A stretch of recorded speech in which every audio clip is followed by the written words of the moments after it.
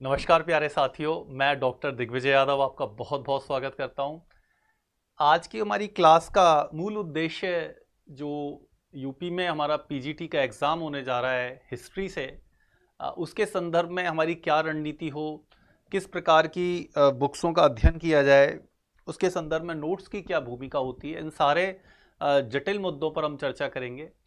साथ ही में हम ये भी बताएंगे कि जो हमारा इंस्टीट्यूट जेड जैन है वो आपको आपके मुकाम तक पहुंचाने में किस प्रकार से आपकी मदद कर सकता है। देखिए, आप मेरे विषय में तो जान ही गए होंगे। मैं doctor Digvijay Yadav, assistant professor, arts college Alwar Rajasthan में पदस्थापित हूँ।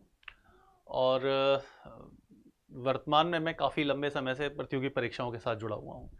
देखिए, आपने जो पेपर देखा है 2026 का, यदि उस पेपर की आप तुलना करें 2021 के पीजीटी के पेपर से, तो आप देखेंगे कि ज़मीन और आसमान का अंतर आ गया है। कहाँ 2021 का पेपर और कहाँ 2026 का पेपर।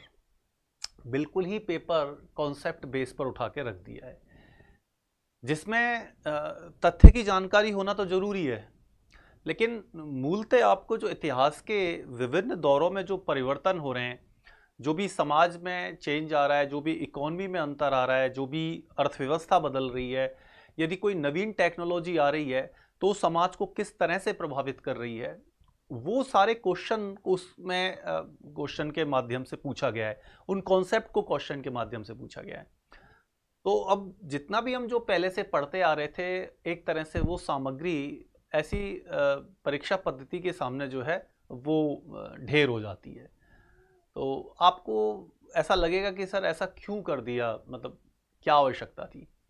देखिए, ये चेंज आरपीएससी में भी हो रहा है और ऑल ओवर जो इंडिया की पीसीएस है उनमें ये परिवर्तन का दौर हो रहा है। और परिवर्तन का दौर ऐसा नहीं है अभी हो रहा है। यदि मैं अपने विषय में बताऊं तो मैं 2005 में मैंने यूपीएससी मेंस एग्जामिनेशन दिया था। 2004 में मैंने राजस्थान यूनिवर्सिटी से पीजी किया था इन फर्स्ट डिवीजन, और उसके बाद 2005 में यूपीएससी मेंस एग्जामिनेशन दिया था। जब हम यूपीएससी को देखते थे तो वो भी हर 2-3 साल में अपने पैटर्न को चेंज करती है।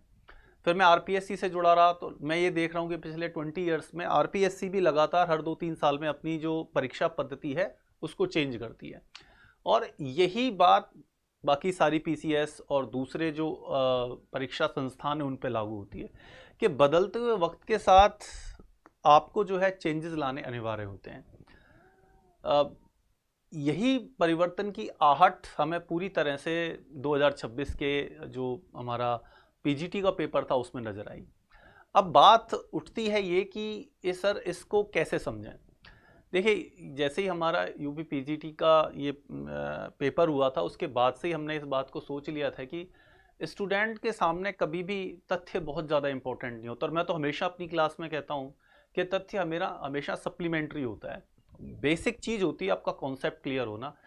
और मेरी क्लास की स्टार्टिंग ही ऐसे होती है कि जब भी मैं कोई टॉपिक उठाता हूँ, जैसे कि मैं नवपाषाण काल पढ़ा रहा हूँ, तो सबसे पहले मैं यही बताऊंगा कि नवपाषाण काल को गॉर्डन वी चाइल्ड जो हैं वो मैन मेक हिमसेल्फ में क्यों इसको एक क्रांति की संज्ञा देते हैं, क्यों इसको एक रेवोल्यूशन बोलते हैं। उसके रेवोल्यूशन बोलने के पीछे वजह क्या है। वजह यह है कि जो समाज में जो परिवर्तन आया था, और जो समाज में जो परिवर्तन आया था उसका आधार अर्थव्यवस्था था। जो अर्थव्यवस्था में कृषि का आगमन हुआ उसने सारी चीज़ों को बदल के रख दिया। कृषि के आगमन से जो है समाज में वर्ग विभाजन की शुरुआत हुई। जो बहुत सारे लोग जो पहले केवल शिकार किया करते थे वो क्या करने लग गए, सीधा वो विविध प्रकार के शिल्पों में व्यस्त हो गए। कुछ लोग कृषि में लगे, कुछ लोग मृदभांड बनाने लगे, और मृदभांड से ही पहिए का जो आगमन हुआ, पहले वो वर्टिकल था फिर वो हॉरिजेंटल हो गया। और उसने किस प्रकार से समाज में व्यापार को, शिल्पों को बढ़ावा दिया। तो ये जो सारी परिवर्तन की जो लहर कृषि से उत्पन्न हुई थी उसने पशुपालन को भी आगे और ज़्यादा बढ़ावा दिया, कला को बहुत ज़्यादा डेवलप किया। और पूरा का पूरा एक जो एक नया आवरण बना नवपाषाण काल से, उससे फिर हमारी ताम्रपाषाण संस्कृतियों का, या दूसरे शब्दों में कहें तो पश्चिमोत्तर भारत में सिंधु घाटी सभ्यता का आधार निर्मित होता है। तो जब तक हम किसी भी टॉपिक को, उसकी पूर्व पीठिका को कॉन्सेप्ट के माध्यम से नहीं समझते, तब तक उस विषय के तथ्य को आत्मसात करना भी बहुत ही ज़्यादा मुश्किल हो जाता है। तो मेरी पद्धति यही है जो यूपी पीजीटी में अपनाई गई है कि पहले मैं कॉन्सेप्ट क्लियर करता हूँ, उसके बाद जो है सप्लीमेंट्री फैक्ट्स आपके सामने आता है। आप मेरी जी जैन इंस्टीट्यूट पे क्लास जाके देख सकते हैं, मेरे ऐप में जो आपको कोर्स नज़र आएगा वहाँ देख सकते हैं, और आप ये देखेंगे कि मेरा पढ़ाने का तरीका है वो किस प्रकार का है और दूसरे जो टीचर्स हैं उनसे कैसे अलग है। देखिए, मैं अपनी तारीफ़ नहीं कर रहा, लेकिन मैं एक चीज़ आपको थोड़ा बताना चाह रहा हूँ कि आप किसी ऐसे शिक्षक के साथ जुड़ें जो आप हिस्ट्री पढ़ने जा रहे हैं उससे पहले उस व्यक्ति की हिस्ट्री आप जान सकें कि एक्चुअल में उसका इतिहास क्या है जिस पर आप ट्रस्ट कर रहे हैं। क्या वो आपको इस जो परीक्षा के समर से आपको निकाल सकता है क्या? तो देखिए, मैंने 7 टाइम्स जो है मेंस एग्जामिनेशन दिए हैं, उस दौर में जब प्रीलिम्स में हिस्ट्री लगा करती थी और मेंस भी हिस्ट्री हुआ करती थी। 2005, 6 और 9 में मैंने यूपीएससी के मेंस दिए हैं, 3 ही बार प्रीलिम्स दिए थे, तीनों बार मेंस लिखे थे, और हिस्ट्री में मेरे आउटस्टैंडिंग नंबर आते थे। ओवर 300 मार्क्स रहे हैं मेरे हर बार हिस्ट्री में। पिटा मैं पॉलिटिकल साइंस की वजह से, क्योंकि वहाँ कभी 200 600 में से 200 नंबर से ऊपर नहीं आते थे। 3 बार आरएएस का दिया है, तीनों बार आरएएस में इंटरव्यू दिए हैं और फाइनल फिर सिलेक्शन लिया है लाइट सर्विस में।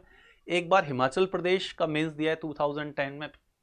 मेरे साथ के फ्रेंड थे आलोक जी, फैजाबाद से थे, शशांक दुबे जी बनारस से थे, तो हम ऐसे ही घूमने के पर्पज़ से गए थे शिमला। पेपर भर रखा था, लेकिन वो सिर्फ 14 सीट थी, उन 14 सीटों में भी मैंने वो पेपर पास किया था। तो आप को जो कॉन्सेप्ट के लेवल पर आपको जो समझना होता है वो मैं आपको समझा देता हूँ, और उसकी वजह क्या है। देखिए, आप एंशेंट में जब आप जाएंगे तो जिस तरह के आप क्वेश्चंस देख रहे हैं, क्वेश्चंस कहाँ से फ्रेमिंग हो रही है? झाश्री माली में से, जो कॉन्सेप्ट बेस्ड बुक है। कहाँ से आंसर फ्रेमिंग हो रही है? प्राचीन भारत, रामशरण शर्मा से। कहाँ से आंसर फ्रेमिंग हो रही है प्राचीन भारत का आर्थिक एवं सामाजिक इतिहास? रामशरण शर्मा से। कहाँ से आंसर फ्रेमिंग हो रही है प्राचीन एवं पूर्व मध्यकालीन भारत का इतिहास? उपेंद्र सिंह से। जो इस प्रकार की कॉन्सेप्ट बेस्ड बुकें हैं एंशेंट इंडिया की, चाहे वो झांसी माली के बहुत सारी बुक हैं, जैसे प्राचीन भारत में जो है शूद्रों की स्थिति है, प्राचीन भारत में शूद्रों का इतिहास है, पूर्व मध्यकालीन भारत की सामंती समाज और संस्कृति है आर एस शर्मा जी की, और इसके अलावा जो रोमिला थापर की बुक हैं अशोक एवं मौर्य साम्राज्य का पतन। तो इस तरह की जो बुक्स मैंने अपने यूपीएससी के दौरान पढ़ी थी, और फिर जब मैं असिस्टेंट प्रोफेसर का पेपर दिया था तब भी मैं इन बुकों को पढ़ता था। इसलिए आपको मेरे नोट्स में हर जगह आपको कॉन्सेप्ट नज़र आएगा, और जो मेरी क्लासों की आपको देखने को मिलेंगी उसमें भी हर जगह कॉन्सेप्ट मिलेगा, क्योंकि बिना कॉन्सेप्ट लिए अब आप यूपी पीजीटी के एग्ज़ाम को या किसी भी दूसरे एग्ज़ाम को पास नहीं कर सकते। आपके कॉन्सेप्ट क्लियर ही होने चाहिए। तथ्य तो आप कहीं से भी ले सकते हैं, आप एक से एक बड़ी बुक है, लेकिन जो आपको कॉन्सेप्ट समझा सके वो इम्पोर्टेंट है। इसी तरह हम मिडाइवल में आ जाते हैं। देखिए, मिडाइवल में मैं जब यूनिवर्सिटी से पीजी कर रहा था उसी वक्त मेरे पास सतीश चंद्रा के 2 वॉल्यूम्स हुआ करते थे, क्योंकि अब हमारी लेखन पे बहुत ज़्यादा बल होता था हिस्ट्री डिपार्टमेंट में, और चूंकि लिखना पड़ता था तो बुकों को बहुत पढ़ना पड़ता था, क्योंकि एक एक आंसर 12-12, 14-14 पेज का लिखते थे, तो पढ़ते बहुत थे। और उस पढ़ने का फ़ायदा मुझे मेन साइड आंसर राइटिंग में हुआ था यूपीएससी में। तो जो मटेरियल मैं अपना तैयार करता हूँ, जो मैं पढ़ाता हूँ अपनी क्लास में, वो सारा जो है सतीश चंद्रा के 2 वॉल्यूम्स हैं, इसके अलावा हरीश चंद्र वर्मा के 2 वॉल्यूम्स हैं, और फिर इरफान हबीब के जो पीपल्स हिस्ट्री के नाम से उन्होंने एक खंड निकाले थे उसको पढ़ता हूँ, ताकि जो कॉन्सेप्ट है वो हमेशा स्टूडेंट के मन में स्थायी हो जाए। देखिए, मैं हमेशा कहता हूँ कि तथ्य को आप भूल सकते हैं, तथ्य को एक बार आप जो है मिस कर सकते हैं, लेकिन कॉन्सेप्ट यदि एक बार आपको याद हो गया और आपको किसी ने ढंग से समझा दिया तो फिर आप उसको कभी नहीं भूलेंगे।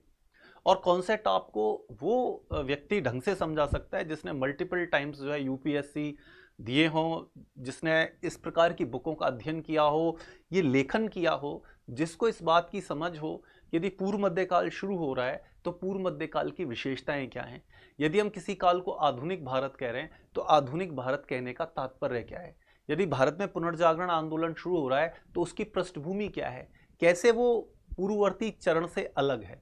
जब तक आप कॉन्सेप्ट के बेस पर अपने आप को क्लियर नहीं करेंगे तब तक इस परीक्षा को पास करना ऑलमोस्ट असंभव है।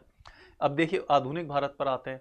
आधुनिक भारत की मैं सभी लोगों से कहता हूं कि कम से कम आधुनिक भारत का स्वतंत्रता संग्राम जिसके पास हिस्ट्री है, जिसके पास हिस्ट्री नहीं है, सबको पढ़नी चाहिए। विपिन चंद्रा की, सुचेता महाजन है, पन्नीकर हैं, उनका एक कंबाइंड वो बुक है जो कि हिंदी माध्यम कार्य निदेशालय से निकलती है। बेस्ट बुक है कॉन्सेप्ट के लिए, मॉडर्न इंडिया के लिए। इसके अलावा जो मेरे अदर बुक्स पढ़ी गई हैं अपने लिए, और जो मैं लगातार अपने लेक्चर्स में भी बोलता हूँ, नोट्स में भी नज़र आएगी, वो आएगी RL शुक्ला की बुक, राम लखन शुक्ला की बुक, आधुनिक भारत का इतिहास। इसी प्रकार सुमित सरकार की बुक, जो सबसे ज़्यादा, जिसे कि इंटेलेक्चुअल बुक है और सबसे ज़्यादा हार्ड बुक है अभी तक की मॉडर्न इंडिया पे लिखी हुई, आधुनिक भारत, उसका अध्ययन किया जाता है। फिर तथ्य के लिए मेरे द्वारा जो है यशपाल और ग्रोवर की बुक यूज़ की जाती है। तो जो इस प्रकार की जो बुक्स के माध्यम से मैं अपने अध्ययन को सामने रखता हूँ, तो ना केवल आपके कॉन्सेप्ट क्लियर होते हैं, बल्कि आपका जो तथ्य है वो भी कॉन्सेप्ट के साथ एकदम अलाइन हो जाता है। तो प्रश्न कैसा भी आ जाए आपके आपके नोट्स में, आपकी जो आप पेपर देने जा रहे हैं, आपसे पहुंच से वो दूर नहीं जाएगा। और अभी जी जैन ने बहुत ही इसमें शानदार ऑफर निकाल रखा है। हम जो है आपको बहुत ही कम जो है एक्चुअल में आपको दे रहे हैं। लेकिन मैं यहाँ पे एक चीज़ कहना चाहूँगा कि पैसे कभी भी इम्पोर्टेंट नहीं होते तैयारी के सामने। यदि आप किसी ऐसे व्यक्ति के साथ जुड़ रहे हैं कि आप बाद में आपको रिग्रीट होता है कि सर जिससे हम जो क्वालिटी चाहिए थी वो नहीं मिल पाई, तो पैसा भले ही आप 1,000 दे दीजिए, 5,000 दे दिए, 10,000 दे दिए, आपने जो वैकेंसी का समय गवा दिया, वक्त गवा दिया, अब वो शायद हो सकता है लाइफ में दोबारा कभी नहीं आए। तो जिससे भी जुड़िए, मेरे से या किसी और से, हमेशा कंपेयर कीजिए 1 से 2 से 3 से, कि किसका पढ़ाने का स्टाइल कैसा है, उसके नोट्स किस प्रकार के हैं। तो उससे आपको जो है एक ओवरऑल पिक्चर समझ में आती है और आप एक बेहतर निर्णय पर आप पहुंच पाते हैं। तो आप मेरे नोट्स को जाके जी जैन ऐप पे आप देख सकते हैं, मेरी क्लासेस को आप देख सकते हैं। मेरा खुद का चैनल है हिस्ट्री विद डॉक्टर दिग्विजय, उसमें अभी जो शुरुआत में जो अभी मैंने वीडियो बनाए 8-10 जो मैं अपलोड करता हूँ, मेरे जो शॉर्ट्स वीडियो होते हैं, आप उनको देखिए कि मेरा पढ़ाने का तरीका क्या है। और मेरे नोट्स भी जो हैं अवेलेबल हैं, उनको भी आप देखिए। उसके बाद आप निर्णय कीजिए कि क्या वास्तव में आप मेरे साथ जुड़कर जो है सफलता प्राप्त कर सकते हैं। और भी दूसरे टीचर्स के साथ तुलना कीजिए जो इस फील्ड में काम कर रहे हैं, तब आपको थोड़ा एक आइडिया लगेगा कि मेरा काम किस प्रकार का है और किस प्रकार से मैं जो है अपनी बात को आपके सामने डिलीवर करता हूँ। इसी के साथ बहुत बहुत धन्यवाद।